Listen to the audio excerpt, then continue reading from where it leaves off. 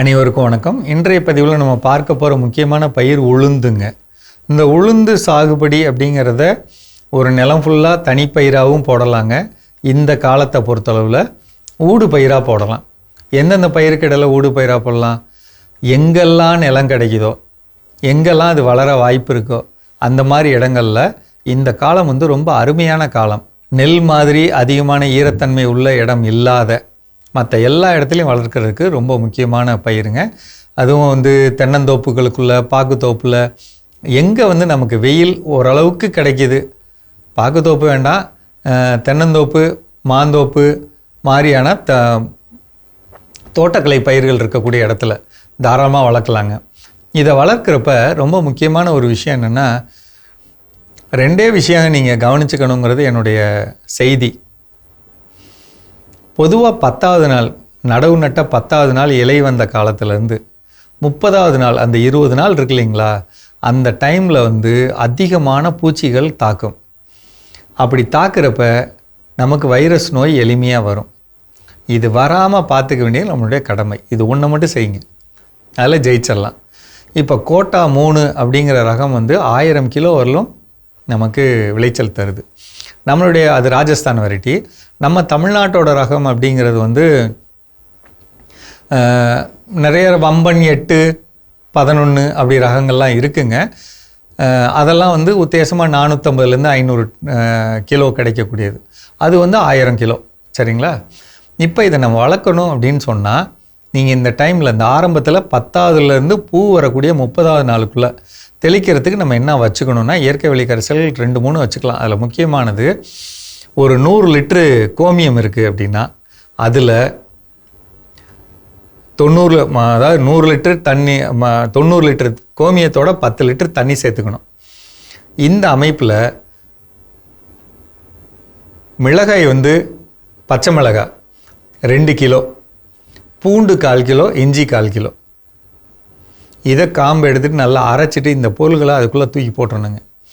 இந்த அமைப்பு இருக்குது பார்த்தீங்களா, இதை நீங்கள் தெளிக்கலாங்க. இப்போ இதை நம்ம ஒரு தடவைக்கு, நான் சொல்கிறது இது ஒரு தடவைக்கானது. இதை அப்படியே டேங்கில் ஊற்றி வடிகட்டி நம்ம தெளிக்கலாம். இப்படி தெளிக்கிறது ரொம்ப நல்ல பலன் தருங்க. இல்லை எனக்கு கோமியம் கிடைக்கல அப்படின்னா குறைஞ்சபட்சம் 50 லிட்டர் தண்ணியோட 50 லிட்டராக கலந்துக்கணும். அல்லது குறைஞ்சபட்சம் 20 லிட்டராக கலந்துக்கணும் 80 லிட்டர் தண்ணியோட. ஆனால் இஞ்சி, பூண்டு, பச்சை மிளகாய் கரைசல் கலந்துக்கணும். பச்சை மிளகாய் எனக்கு சரியாக தரமானது கிடைக்கல அப்படின்னா வரமிளகாய் கூட கலந்துக்கலாம். ஆனால் இது தெளிக்க வேண்டியது அந்த காலத்தில் முக்கியம். எப்படி தெளிக்கணும்? வாரம் ஒரு முறை. அல்லது கற்பூர கரைசல் தெளிக்கணும், அல்லது அக்னி அஸ்திரம். இது ரொம்ப ரொம்ப முக்கியம். ஏதோ அதே அல்லது ஆடாதோட இலை கலந்த மூலிகை பூச்சி விரட்டி ஸ்ட்ராங்காக செஞ்சு தெளிக்கணுங்க. அதில் நம்ம விவசாயிகள் ஒரு சில பேர் என்ன பண்ணாங்கன்னா, ஆடாதோட இலை கரைசலோட நான் நார்மலாக 10 கிலோ கலக்கணும்னு சொல்லுவேங்க.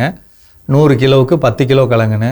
அவங்கெல்லாம் 20 கிலோ 30 கிலோ கூட கலக்கிறாங்க போல இருக்குது. ஆனால் அவங்க என்ன சொல்கிறாங்கன்னா, எங்களுக்கு தரமாக எந்த விதமான நோயும் பூச்சி தாக்கம் இல்லாத கிடைக்கிது அப்படிங்கிறாங்க. அந்த இலையோட முக்கியத்துவமே அதுதான். ஆடாதோட இலையோட முக்கியத்துவம். நொச்சி, தும்பை கிடைக்குதான்னு தெரில. அப்படி கிடைக்கலன்னா ஊமத்தை, எருக்கு, கற்றாழை இதை கலந்த கரைசல் தயார் பண்ணி தெளிங்க. ஆனால் இந்த 30 நாளுக்குள்ளே அதை தெளிக்கணும் அப்படிங்கிறத மட்டும் தெரிஞ்சுக்கணும்.